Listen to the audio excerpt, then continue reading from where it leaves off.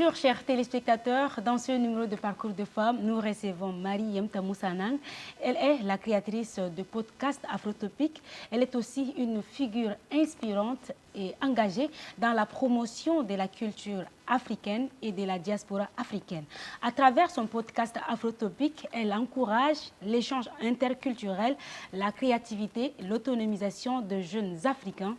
Il explore également les divers aspects de la culture africaine, mettant en lumière des histoires, des perspectives et des initiatives positives. Bonjour Marie Yemta Moussanang, comment vous allez? Bonjour, Néné Fatim Ibrahim. Merci beaucoup pour votre invitation. Je vais très bien. Nous sommes honorés à ce que vous répondez présent à notre invitation. Vraiment, c'est vraiment gentil. Alors, pour commencer d'abord, expliquez-nous, c'est quoi le podcast? Alors, le podcast, c'est une émission audio, un format audio comme la radio, qui s'écoute directement depuis des applications qu'on trouve sur les téléphones mobiles, comme Apple Podcast, Spotify, Deezer, SoundCloud, Google Podcast. En fait, il y a une infinité de plateformes sur lesquelles vous pouvez écouter des émissions qui sont fabriquées au format audio et disponibles partout dans le monde, à la condition d'avoir un peu de data pour les télécharger ou les streamer. D'accord. Alors, dites-nous, quelle a été votre motivation de la création de ce podcast? Alors, Afrotopique, moi j'ai créé mon propre podcast indépendant, on appelle ça des podcasts natifs, que j'ai appelé Afrotopique. C'est né à la fois d'une réflexion sur... c'est un projet qui est né à la fois d'une réflexion sur le fait que nous manquions, nous les jeunes Africains de la diaspora, je suis franco-tchadienne, de contenu, de programmes qui nous permettent d'accéder aux savoirs qui sont produits dans le monde académique, à l'université, ou bien dans le monde militant, sur le terrain, pour répondre un peu aux grandes questions contemporaines, aux différents enjeux auxquels nous sommes tous confrontés, toutes les sociétés. Et l'angle à partir duquel les questions comme la crise écologique ou bien la faillite du modèle de développement capitaliste ne sont pas abordées depuis la perspective des pays du Sud et des sociétés africaines. Donc moi, j'ai essayé, avec ce podcast, d'aller à la rencontre directe des chercheurs et des chercheuses qui ont des choses vraiment pertinentes à nous apporter, à nous expliquer, à nous faire comprendre sur les problématiques que nous vivons et de les encapsuler sous un format audio relativement léger, facile d'accès, gratuit, très peu difficile à produire. Et c'est comme ça, en fait, que j'ai commencé Afrotopique en 2019. Et c'est intéressant parce que j'ai lancé le podcast en 2019 de manière complètement autodidacte. Je n'avais pas de formation poussée en journalisme. Moi, j'ai fait des études de sciences politiques, j'ai étudié la science des religions et des sociétés, j'ai fait de la philosophie à l'école des hautes études en sciences sociales. Et j'ai eu la chance, à la fin de mes études en France, de retourner au Tchad, de revenir et de m'installer à N'Djamena. Et mon premier stage, ça a été un stage à la radio nationale, la RNT, à l'ONRTV. Exactement, et c'est là-bas, avec les journalistes de la rédaction, que j'ai découvert le montage audio. Et c'est comme ça que j'ai appris à faire mes propres sons, mes propres émissions, à faire le montage, un petit peu de mixage.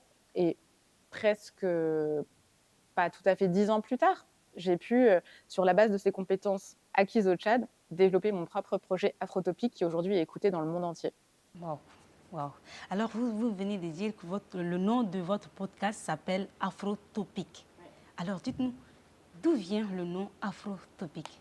Ouais, Afrotopique, ça vient au départ, c'est inspiré du livre Afrotopia, qui a été publié en 2016 par l'économiste sénégalais Felwine Sarr. Donc ça remonte déjà un petit peu, mais c'était vraiment un livre qui faisait la somme de toute la critique qu'on a pu faire sur le développement, qui reprenait de manière très synthétique, assez concise, les différentes impasses auxquelles nous étions confrontés et qui ouvrait vraiment un horizon de réouverture des imaginaires, qui invitait la jeunesse africaine à se saisir du présent, à se saisir des propres ressources dont elle dispose pour inventer son propre modèle de développement. Ce ne sont pas des choses nouvelles. En toute honnêteté, les critiques et les thèses qui sont défendues dans cet ouvrage ne sont pas récentes. En revanche, ce qui est récent, c'est véritablement le souffle avec lequel Ce livre a pu porter une réflexion et un élan qui invitait vraiment, véritablement, la jeunesse du continent, la jeunesse de la diaspora, à s'emparer de ces sujets et à imaginer son propre futur.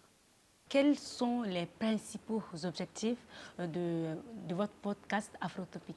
Pour moi, l'ambition d'Afrotopic, c'est avant tout de faire circuler des connaissances, les savoirs, de faire en sorte que toutes ces théories, toutes ces idées, mais aussi ces pratiques de terrain qui portent du fruit, soient beaucoup plus massivement connues, beaucoup plus massivement appropriées par que ce soit la société civile, que ce soit la jeunesse. En fait, l'ambition d'Afrotopic avec le format du podcast, c'est véritablement d'outiller une génération à se saisir des problématiques et d'imaginer ses propres dispositifs de changement, de transformation sociale. Donc c'est vraiment ça. Le cœur du projet, c'est avant tout un objet de réflexion collective qui permet à tout un chacun, où qu'il se trouve, à condition de parler français, parce que mon podcast jusqu'à présent est principalement en français, c'est un outil. C'est un outil qui permet à chacun de s'approprier les idées les plus avant-gardistes en fait, de l'époque, qui sont parfois un peu cantonnées dans les espaces académiques où elles sont développées, qui ne circulent pas suffisamment. Donc c'est véritablement l'enjeu de décloisonner.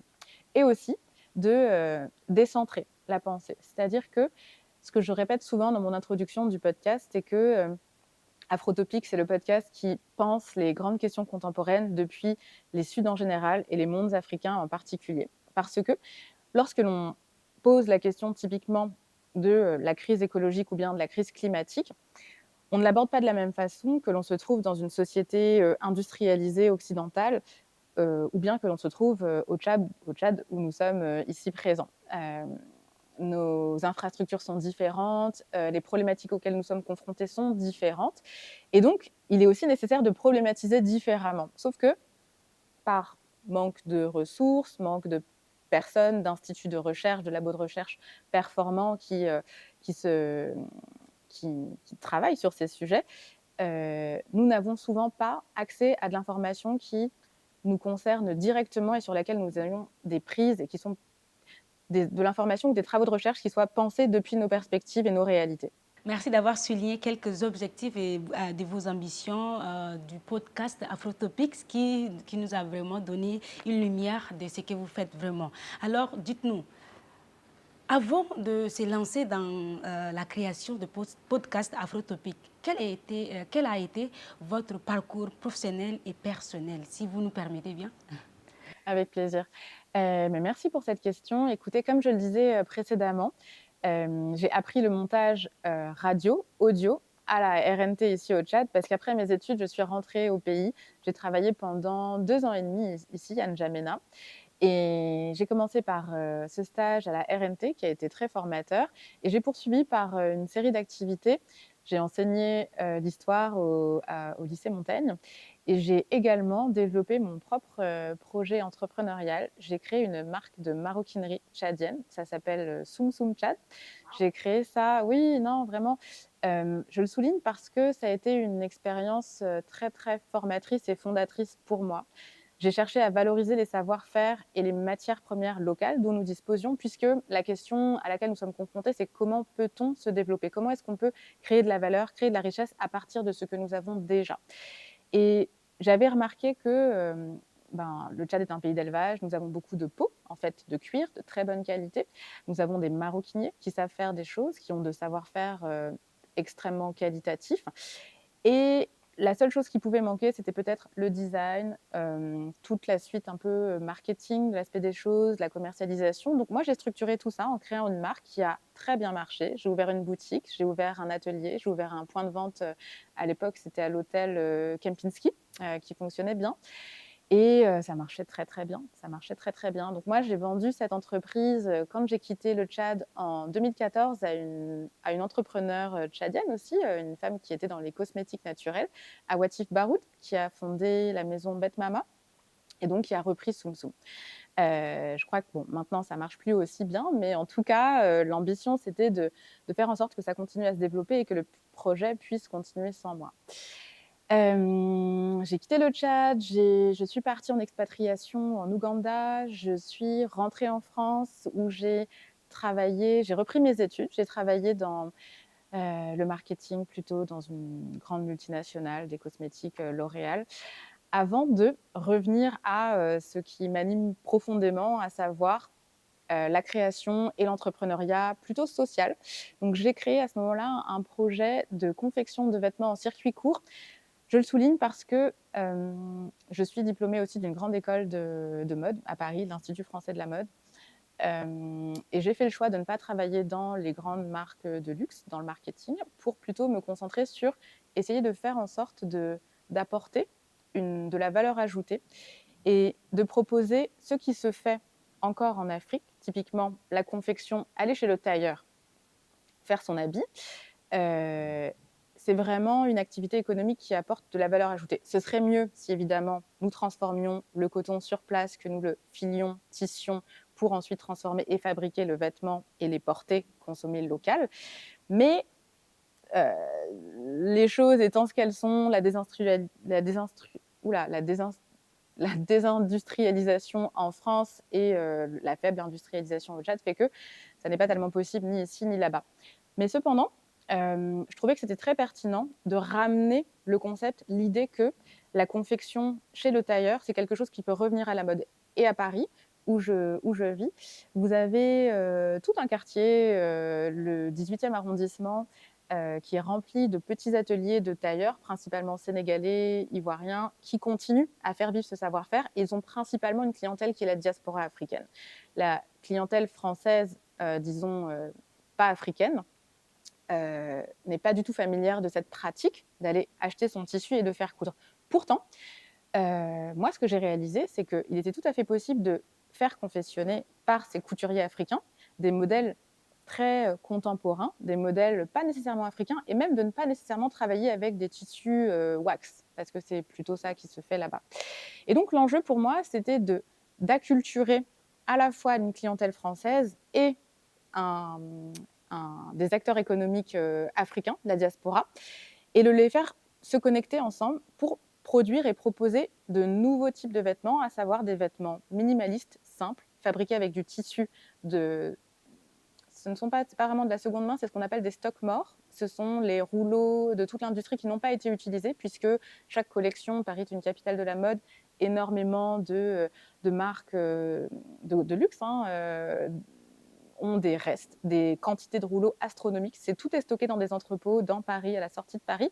Et en fait, ces stocks dorment et ils sont revendus à très bas prix, ce qui fait que moi, j'avais la possibilité d'acheter des rouleaux de tissus de très bonne qualité, très peu chers, de les proposer à des clients qui pouvaient choisir leur tissu et ensuite faire coudre le modèle que j'avais designé par les couturiers de quartier. Et ça s'appelait Vestiaire Populaire. C'est un projet que j'ai avorté en réalité parce que je suis rentrée au Tchad en 2018. J'ai vu l'état du pays depuis la crise du pétrole et je me suis dit qu'il y avait vraiment des questions auxquelles nous avions besoin de réfléchir et d'apporter des solutions nous-mêmes et de ne pas laisser seulement les organisations internationales, la Banque mondiale, le FMI, penser les solutions à notre place. Et c'est comme ça, en fait, que le podcast Afrotopique est né. C'était vraiment la suite logique et l'interrogation qui est née du constat que j'ai pu faire que le pays n'avait pas avancé. Le pays avait reculé entre fin 2014, quand j'ai quitté, et 2018. La crise a frappé très dur. L'économie était, pour ainsi dire, par terre. La fonction publique, l'hôpital, l'école, l'éducation publique ne fonctionnait pas très bien. Je crois qu'il y avait des arriérés de salaire des fonctionnaires de plusieurs mois, que c'est l'Union européenne qui a dû prêter de l'argent à l'État tchadien pour solder ça. Enfin, vraiment une situation chaotique. Et ma réflexion, ça a été de me dire que comment se fait-il que si l'argent du pétrole ne permet pas, enfin, si l'argent du pétrole ne rentre plus dans les caisses de l'État parce que l'argent du pétrole n'est plus aussi important et conséquent, puisque cette matière première a perdu de sa valeur, l'État tchadien n'est pas suffisamment solide pour assumer ses fonctions, pour payer les fonctionnaires notamment. Donc on a un véritable problème structurel de ressources et de ressources qui sont nécessaires pourtant à la mise en œuvre des politiques publiques et au bon fonctionnement de l'économie et de la société, des fonctions des services essentiels en fait. Le service public ne peut pas se retrouver par terre. Donc c'est vraiment cette réflexion-là qui m'a aiguillonnée et qui m'a fait prendre conscience que bon, ça, c'est vraiment des sujets qu'on ne peut pas laisser à d'autres, qu'il faut s'en saisir et que si ce n'est pas nous, la jeunesse, la diaspora, qui au fond est aussi une jeunesse privilégiée, hein, qui a accès à des grandes études, qui a accès à beaucoup de privilèges en réalité. Je me suis dit que c'était important de s'y intéresser et de traiter ces questions-là. Et c'est ce que j'ai essayé de faire, c'est ce que j'ai fait en fait avec le podcast Afrotopique, parce que j'ai commencé par m'éduquer moi-même, à partir à des conférences, à lire les livres, à rencontrer les auteurs, les économistes. Moi, j'ai commencé à devenir très savante pour moi-même, mais je me suis dit que cette connaissance, elle méritait d'être partagée. Puisque si moi, je me posais ces questions-là, nous sommes probablement des milliers, des dizaines de milliers, des centaines de milliers à nous poser les mêmes questions de la même manière. Donc voilà, l'ambition, enfin, le projet Afrotopique est véritablement né de ces réflexions et surtout de ces questionnements, avant tout personnels et politiques. Alors, j'espère que vous n'avez pas aussi oublié vos réflexes de faire du design. Là, parce que je veux aussi en profiter pour m'habiller, sinon, avant que vous y partiez, bien sûr.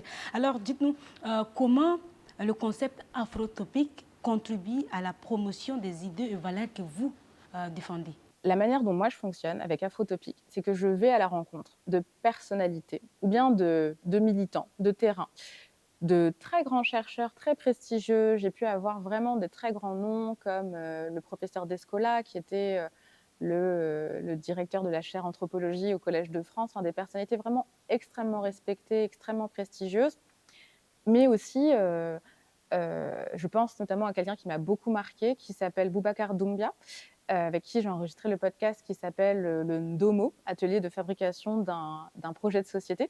C'est un maître forgeron à la base, mandingue. Il vit à Ségou au Mali et il a monté une entreprise qui est absolument fabuleuse. Il a développé un projet qui s'inspire de la tradition des différents types de travail dans la société mandingue, c'est-à-dire qu'il a réussi à intégrer dans la modernité les institutions traditionnelles du travail. C'est-à-dire, il s'est inspiré du travail du champ dans la société mandingue, le travail du champ collectif auquel tout le monde participe, le champ vraiment de la grande communauté, le travail du champ plus pour la famille restreinte, donc pareil, sur lequel les gens se relaient pour travailler et cultiver, et le travail vraiment du champ quasiment personnel, quoi, de la petite cellule familiale, c'est le petit jardin que nous avons à côté de la maison. Ça, c'est pas quelqu'un d'autre qui va venir le travailler, le cultiver pour vous. Et en fait, il a retranscrit ce système-là dans l'organisation de sa société, c'est-à-dire que les apprentis, ils fabriquent du bogolan, pardon, j'ai pas précisé, c'est une fabrique de bogolan, bogolan fini. Ce sont des femmes qui tissent le coton dans une coopérative non loin. À côté, ils cultivent les pigments, les herbes, les feuilles à partir desquelles ils font les teintures végétales. Et ils travaillent tous ensemble pour fabriquer des pièces extrêmement belles. Et en plus de ça, le lieu est majestueux. Ce sont des constructions en terre dans le type de djéné, à étages, fabriqués en boue, extrêmement solides, extrêmement beaux. Je vous invite tous à aller regarder, à chercher le Ndomo sur Google. C'est vraiment incroyable. Leurs créations sont très belles. Ils vendent dans le monde entier. Ils se sont organisés sur un système qui